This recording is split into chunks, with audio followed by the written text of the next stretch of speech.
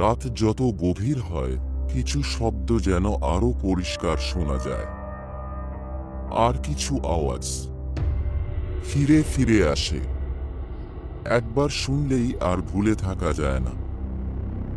স্বাগতম, চুপ করে শোনো যেখানে প্রতিটি গল্প, প্রতিটি শব্দ তোমার নিঃশ্বাস থামিয়ে দেবে ধীরে ধীরে। আজকের গল্পটা শুধু গল্প না, এটা একটা সতর্কবার্তা, একটা অভিশপ্ত রেডিও যেটা আজও চলছে। পুরনো শহরের এক কোণায় ছোট্ট এক মালপত্রের দোকান।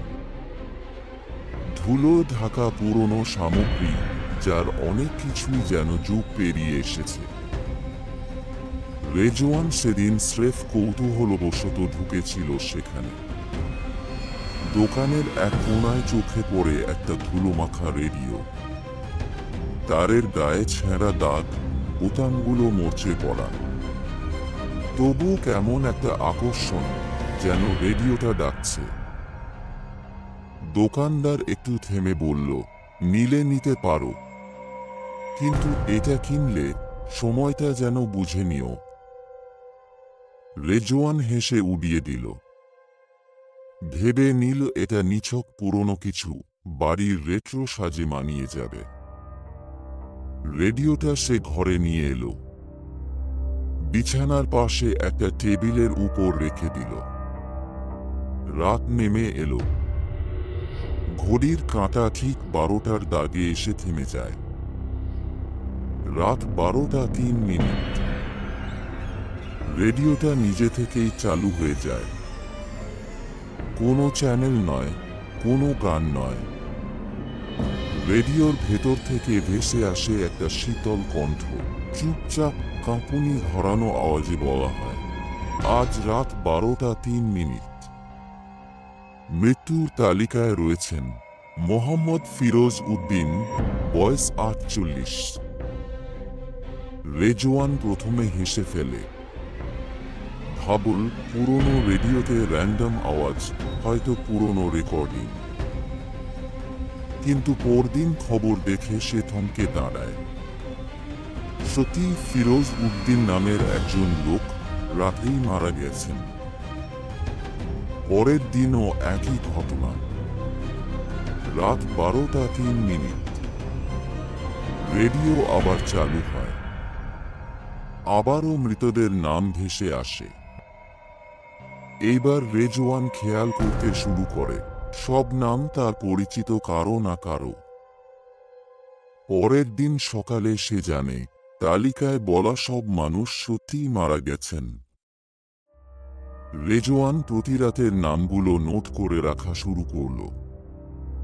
এটা নিছক কাকতালীয় কিছু নয়, এটা ভবিষ্যতের ঘোষণা, আর সেটা অমোঘ। এক রাতে সে শুনল প্রতিবেশী মাহবুব করিমের নাম।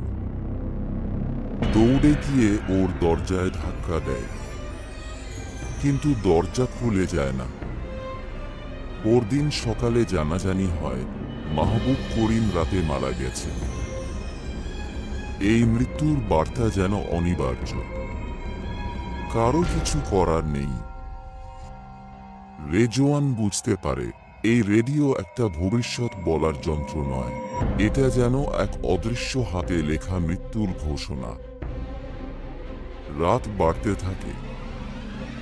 রেডিওর শব্দের সাথে তার ঘরের কোণায় ছায়াময় কিছু দাঁড়িয়ে থাকতে দেখা যায়। প্রথমে অস্পষ্ট, তারপর ধীরে ধীরে সেটা রেজওয়ানের মতো দেখতে হতে থাকে। একটা অচেনা মুখ, কিন্তু নিজের চোখের মতো। সেই ছায়া যেন চুপচাপ দাঁড়িয়ে থাকে আর অপেক্ষা করে। হঠাৎ এক রাতে রেডিও থেকে যে নামটা ভেসে এলো, রেজওয়ান আহমেদ, বয়স 31। তার হাত পা ঠান্ডা হয়ে আসে। প্রথমবার মৃত্যুকে এতটা কাছ থেকে অনুভব করে সে শহর ছেড়ে পালায়। রেডিওটা ফেলে দিয়ে হোটেলে আশ্রয় নেয়। নিজেকে আড়াল করে রাখে দুনিয়ার চোখ থেকে।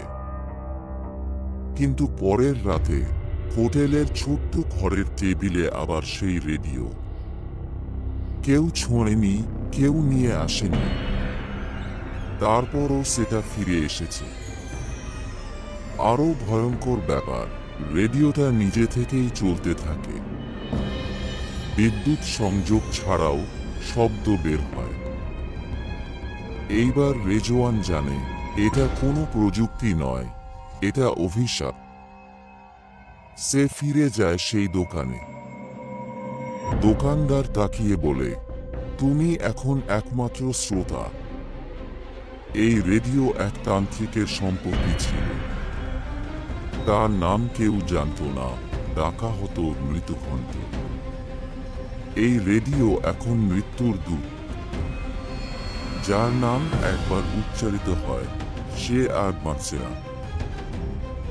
রেজওয়ান জিজ্ঞেস করে, এই তালিকা থেকে নাম কি মুছে ফেলা যায়?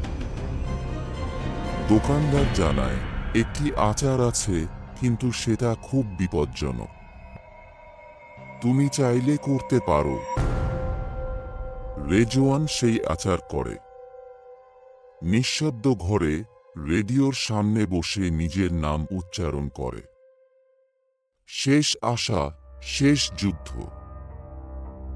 রাত 12:03। রেডিও কয়েক সেকেন্ড চুপ থাকে। তারপর একই কণ্ঠ ফিরে আসে। তালিকা পরিবর্তন সম্ভব নয়। সময় শেষ। পরদিন সকালে কেউ রেজওয়ানকে খুঁজে পায় না। তার ঘর ফাঁকা। শুধু মাঝখানে রাখা রেডিওটা চালু। আর এক অচেনা কণ্ঠ বলছে, পরবর্তী নাম। তুমি তুমি কি সেই পরবর্তী নাম? তুমি কি শুনতে পাচ্ছ রেডিওটার ফিসফিসে বার্তা? তুমি কি পালাতে পারবে মৃত্যুর এই চক্র থেকে? কারণ রেডিওটা আজও চলছে। রেজওয়ান হারিয়ে গেছে। রেডিওটা এখনো বাজে। আর এখন তোমার ঘড়ির কাঁটা ঠিক 12:03 বাজলে কানে আসতে পারে সেই একই কণ্ঠ। তালিকায় হয়তো এবার তোমার নাম। এমনই আরো গল্প পেতে চুপ করে শোনো, কারণ ভয় কখনো আওয়াজ করে আসে না, ওটা আসে নিঃশব্দে।